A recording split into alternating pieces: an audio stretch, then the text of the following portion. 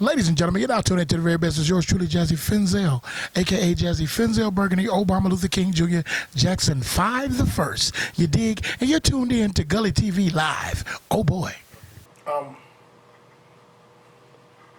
Okay, so the most important thing that happened in my life was, the moment I gave my life to Christ. You know, I was 10 years old, and I was living in California, and I was going to church with my mom, and there's a young guy. I think he might have been 11, and I was 10, and his dad was a pastor. His name was Lamar Brinkley. And I think we were swimming, and I almost drowned. And when I got out of the pool, he asked me. He said I think he saved me. You know what I'm saying?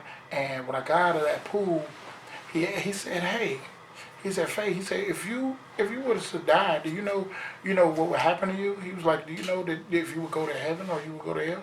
I was like, "Wow, I really don't know." He's like, "Man, do you know that there's a God that He cares about you and He loves you more than anything, and He has an unconditional love for you." And he asked me. He said the prayer, and I asked God into my life, and He's been there ever since. All right. He was rich. You know what I'm saying? My daddy was rich. Sometimes I went to school in the limousine. You know what I'm saying? My daddy was rich. My daddy was one of the Barkays. He had money. You know what I'm saying? He hung out with people like Isaac Hayes. You know what I'm saying? And stuff like that from when I was growing up. So I think, people kind of, it was a lot of hate around my age group. You know what I'm saying? They was kind of like, because I had it like that. I drove a nice car, and all of that, whatever. And I was starting to come up in the music side. So I was like, yo, I gotta move. I gotta get down.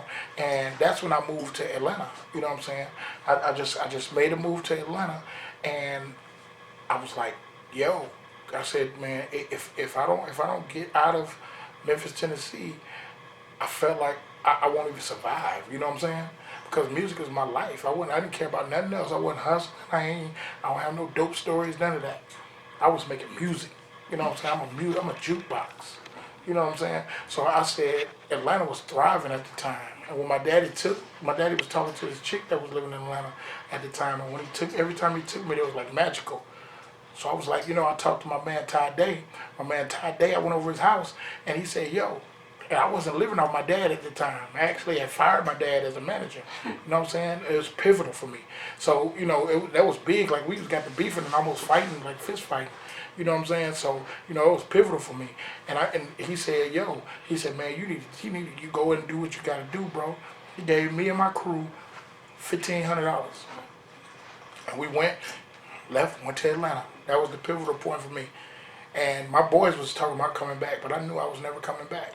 I was never coming back. And I haven't been back since. And it's been, 20-something years? No doubt. That's pivotal. No doubt. I appreciate your time, man. Once again, could you give me a dropout for Gully TV? Yeah. Ladies and gentlemen, it's yours truly, Jazzy Fizzle, and you're watching Gully TV. Oh, boy. Yeah. One more thing. So Harlem, man. Harlem. I be in Harlem, man. The only thing moving, man. Keeping the game up. 40th. Harlem.